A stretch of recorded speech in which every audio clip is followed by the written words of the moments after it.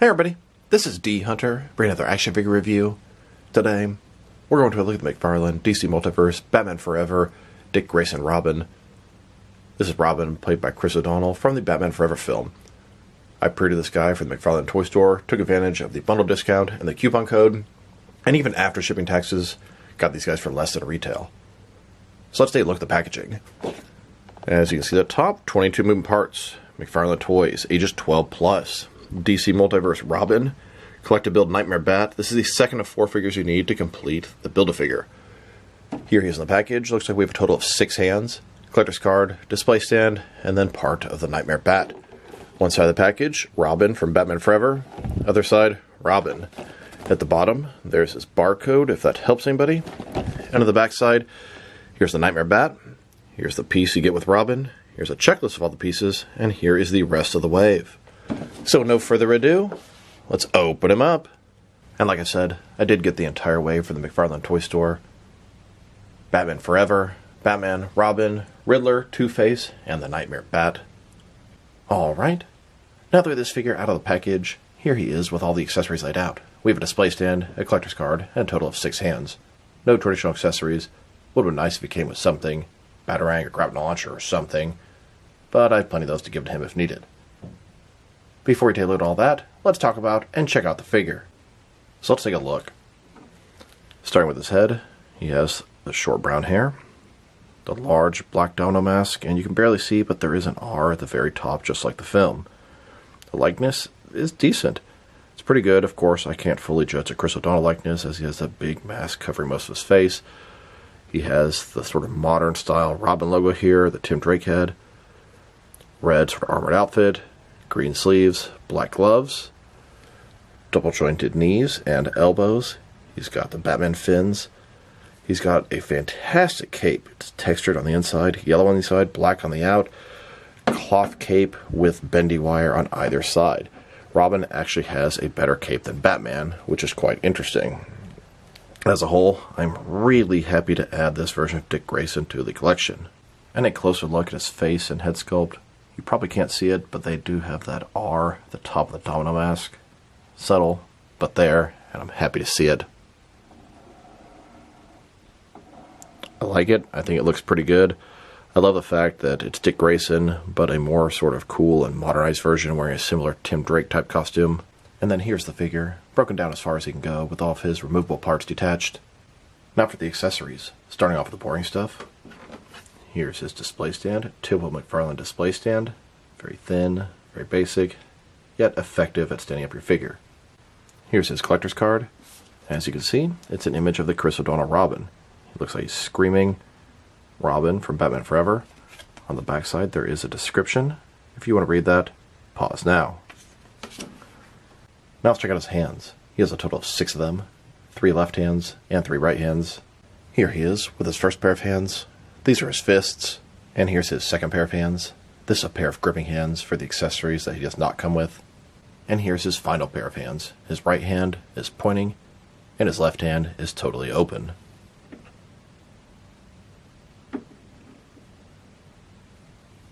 Now I want to check out the differences in reuse between the Batman Forever Robin and the Batman and Robin version. In Batman and Robin, he progressed to a more Nightwing-like costume, but still went by Robin. So let's take a look. Obviously, the heads are different, and I'm going to tell you, I think the likeness is better on him. The head is thinner, the hair looks better, it just screams Chris O'Donnell to me a little bit more than this guy. As we go further down, I think the torso is the same. Now, this Nightwing symbol is sculpted, and these buckles are sculpted, but I assume they used the sort of base blank torso and altered it. I mean, the muscles are in the exact same position on either one. The stomach is definitely the same. The diaper piece is different, and I remember in the DVD extras, Val Kilmer was complaining that Chris O'Donnell had a bigger cock piece, and honestly, if you look at it, it does look pretty big in the movie. The legs are exactly the same, all the way down to the boots. The arms look like they might be the same, but this red part is sculpted, so I think the arms are totally different. And then, obviously the capes are different. So, I'd say the reuse is the legs, the boots, that sort of stuff. And looks like the torso is altered, but a similar base. Now that we've taken a pretty good look at the figure and his accessories, let's check out his height. From bottom to the top of his head, standing about 6.8 inches tall, which can translate to just over 17 centimeters. And for his articulation, starting with his head, of course, you can rotate side to side. You can look up and down, up not too much, but down a good amount. You can tilt his head from one side to the other. Shoulders on a ball joint goes about 90 degrees. Up, down, around, all that good stuff. He's got this butterfly ring between his shoulder and chest, increase the range of motion, but more importantly, cover up the giant gap that would be there. Bicep cut, double jointed elbows, his wrists can rotate, and it's going to be hinged as well. In his torso, he's got a ball joint, rotate around, forward and back. Another one in his waist, rotate around, forward and back. Between the two, very good range of motion in the torso area. You get a ton out of both the torso and the stomach. Legs, complete dust of splits, McFarlane style hip joints. Rotation, minimal, but there. His legs go forward, about that far, back not much. Double jointed knees. And then his ankle. Forward and back, rotate, tilt, rock, and of course, toe articulation. Here's a look at Robin on top of a rooftop of Gotham City, overlooking, protecting it. And here's Batman and Robin on the rooftop of Gotham. Here's Alfred talking to Batman, just like the end of the film.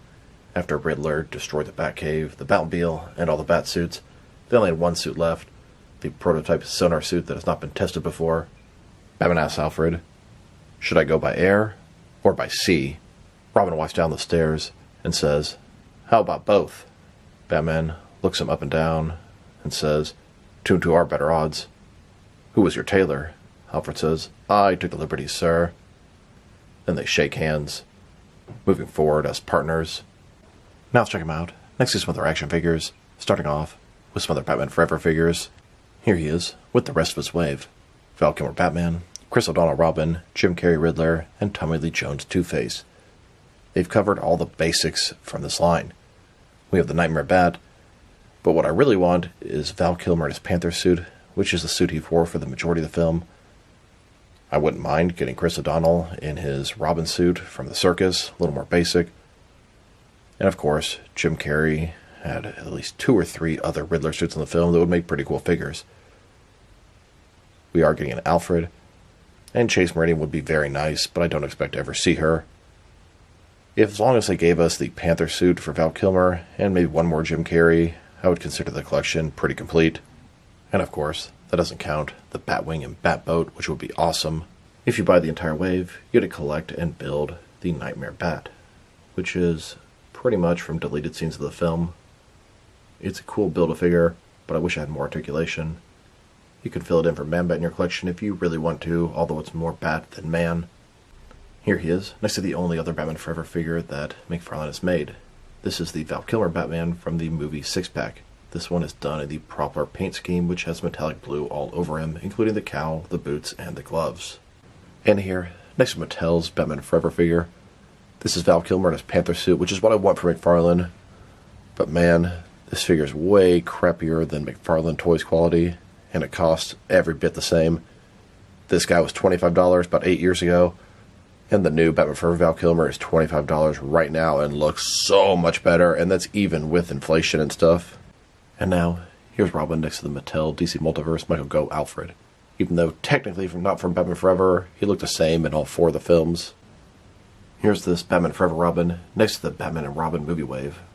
Batman and Robin is a continuation of Batman Forever, even though they changed some of the cast. We have the George Clooney Batman, Alicia Silverstone Batgirl, Chris O'Donnell Robin in sort of a Nightwing type suit, Arnold Schwarzenegger Mr. Freeze, and Uma Thurman Poison Ivy. And then here, next to the 1989 Michael Keaton Batman. Michael Keaton is supposed to be really the same character and universe as the Val Kilmer Batman. Imagine the Chris O'Donnell Robin with the Michael Keaton Batman. That could have been really cool. Now let's check them out with some other McFarlane DC Multiverse Robin figures. Not Red Hood, not Nightwing, not Red Robin, simply Robin. Here's the Batman Forever Robin, next to the Batman and Robin figure. And here he is, next to the Page Puncher fighting the frozen Dick Grayson Robin. Then, next to the DC Classics, Dick Grayson Robin, the Boy Wonder from the comics. Here are all the different McFarlane DC Multiverse Dick Grayson Robin figures. Batman and Robin, Batman Forever, Old School Comics, and Fighting the Frozen.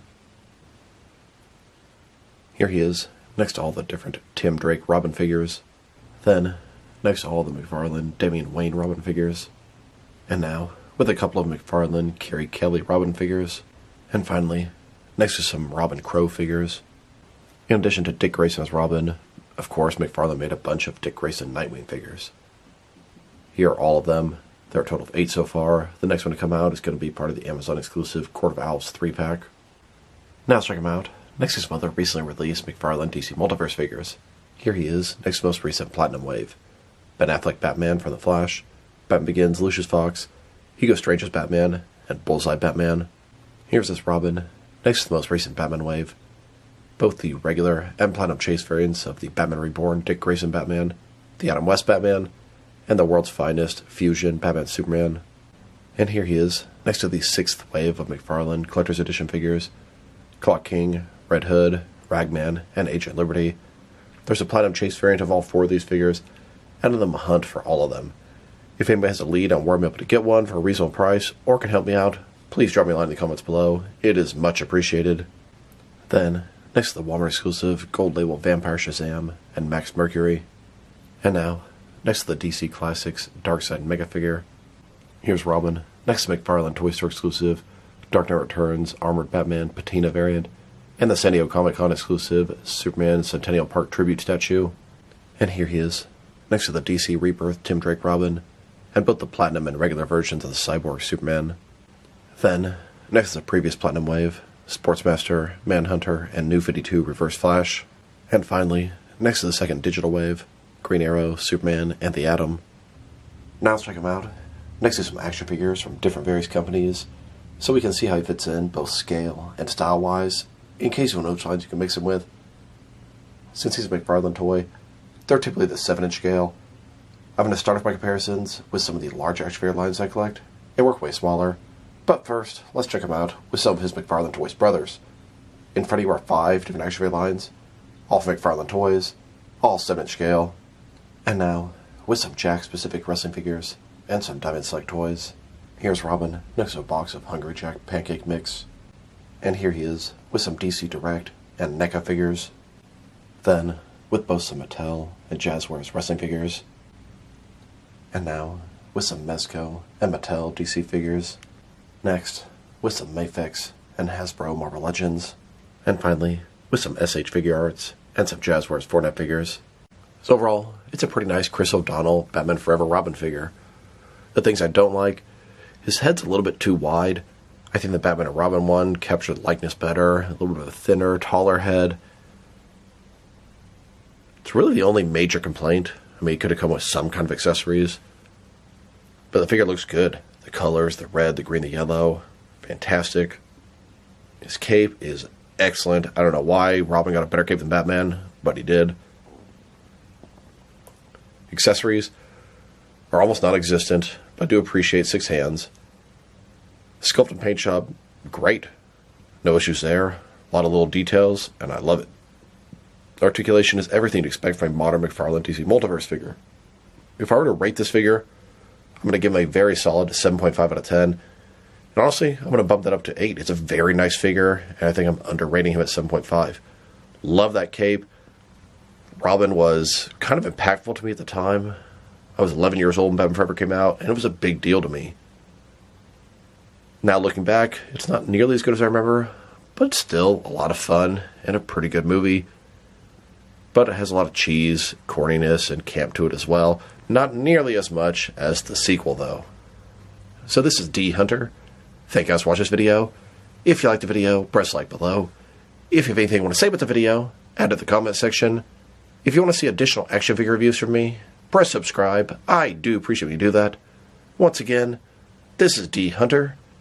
Thank you guys for watching this video, and I'll talk to you guys real soon.